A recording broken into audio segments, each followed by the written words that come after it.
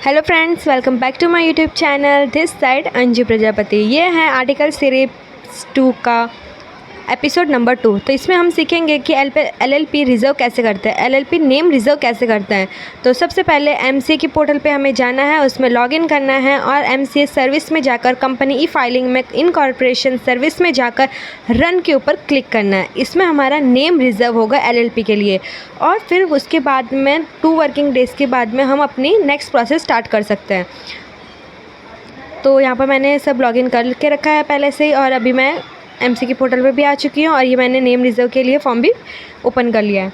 तो फ्रेंड्स, इसके अंदर देखिए इसमें क्या है कि बस 3 चीज़ें हमें ध्यान देनी होती है। एक तो हमें एनआईसी कोड, हमारी कंपनी का नाम और जो हमने कंपनी नेम रिज़र्व करने जा रहे हैं उसकी डिटेल्स, मतलब उसमें कुछ एरर नहीं आना चाहिए। तो अब चलिए फॉर्म फिल करते हैं।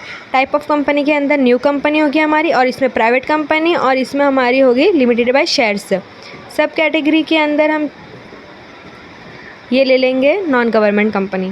और अब हम किस रिलेटेड बिज़नेस कर रहे हैं, हमारी जो कंपनी है वो क्या काम करेगी, उसके लिए हमें एनआईसी कोड डालना पड़ता है इसमें। तो हम जो कर रहे हैं, जैसे हमें टेक्सटाइल कर रहे हैं तो हम इधर टेक्सटाइल डाल लेंगे। यहाँ पर मैं कर रही हूँ कंस्ट्रक्शन के रिलेटेड, तो यहाँ पर मैंने कंस्ट्रक्शन डाल दिया है और टोटल हम इसमें 3 कोड एनआईसी कोड चूज़ कर सकते हैं। फिर यहाँ पर नीचे हमारे कोड और साइड में हमारा डिस्क्रिप्शन आ जाएगा। अब हमें अपना नेम पर्पस, जो हम नेम कर रहे हैं उसका प्रपोज्ड नेम यहाँ पर हमें लिखना है। हम 2 नाम भी लिख सकते हैं पर एक भी चलेगा। ये हमने यहाँ पर लिख लिया है, प्राइवेट लिमिटेड अपना नाम लिख लिया है यहाँ पर। अब इसको प्रोसीड करते हैं। अब इसमें चेक डोमेन भी करना है हमें और चेक ट्रेडमार्क भी करना है और ये ऑप्शनल है। अगर हमें अटैचमेंट करना हो तो करिए, नहीं करना है तो मत कीजिए। तो चलिए हम इसमें ऑटो चेक करते हैं। अब देखते हैं कि इसमें एरर आता है कि इन्फॉर्मेशन आती है। तो यहाँ पर हमारी एरर तो नहीं आई है कोई भी और इन्फॉर्मेशन आई है। अब हम सारी इन्फॉर्मेशन को 1 बाय 1 रीड कर लेंगे कि इसमें कोई हमारा ऐसा तो नहीं है कि हमारा नेम रिज़र्व ना हो। तो हमें सारा डिटेल्स पढ़ लेना है। जैसे कि देखिए यहाँ पर योगेश नाम से बनी हुई है और ये सिमिलरिटीज़ भी चेक कर लेंगे कि इस नाम से हमारी कितनी कंपनी बन चुकी है ऑलरेडी। तो ये जो हमने नाम चूज़ किया उससे तो कुछ भी नहीं बनी है और सबने अपना अलग अलग नाम रखे हैं। और चलिए अब वो ट्रेडमार्क चेक कर लेते हैं। ट्रेडमार्क भी इन्होंने इंफ्राटेक के ऊपर लेके रखा है पर ये हमें अफेक्ट नहीं करेगा क्योंकि हमारी कंपनी अलग है, क्योंकि हम अलग बिज़नेस कर रहे हैं और इनका अलग बिज़नेस पे इन्होंने ट्रेडमार्क लेके रखा है और एरर भी हमारी नहीं आई है। तो इसे आप पॉज करके ये सारे पॉइंट्स एक बार पढ़ लेना।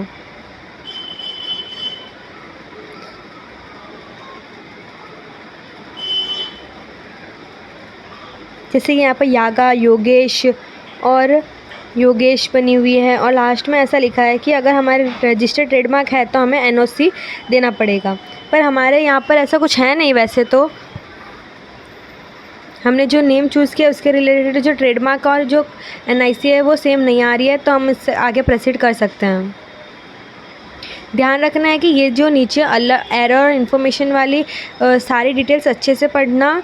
अगर कुछ भी हुआ तो हमारा नेम रिज़र्व नहीं होगा। चलिए अब हम दूसरा नाम डाल के देखते हैं। गुड नाइट मैंने डाल के रखा है अभी, तो इसको ऑटो चेक कर देते हैं।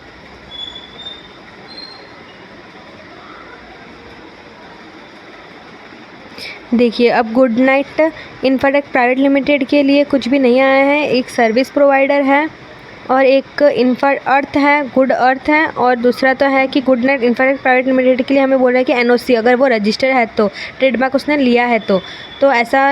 अब देखते हैं ट्रेडमार्क के अंदर भी हम।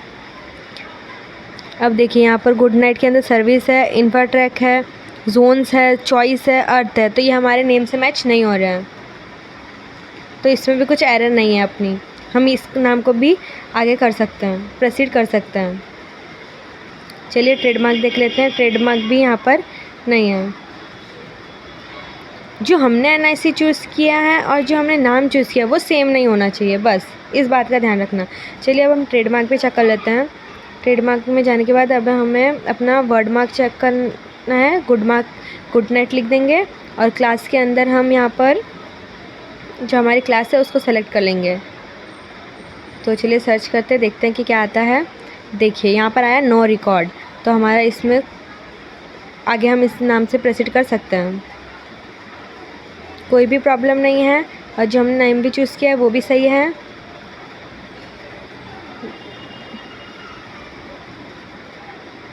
अब हम इसको आगे प्रोसीड करने के लिए सेव कर लेंगे और फिर सबमिट।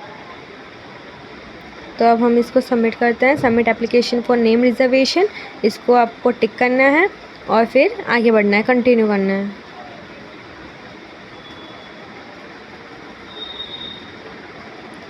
तो इसमें हमें पेमेंट करना पड़ेगा 1000 रुपीज़ का।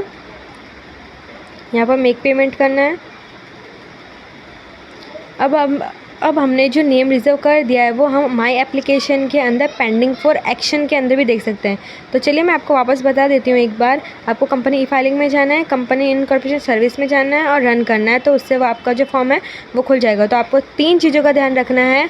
एक तो company name, NIC code, type of company, और जो हमें नीचे ट्रेडमार्क सिमिलरिटीज़ है और इन्फॉर्मेशन एरर है उस चीज़ का ध्यान रखना है। और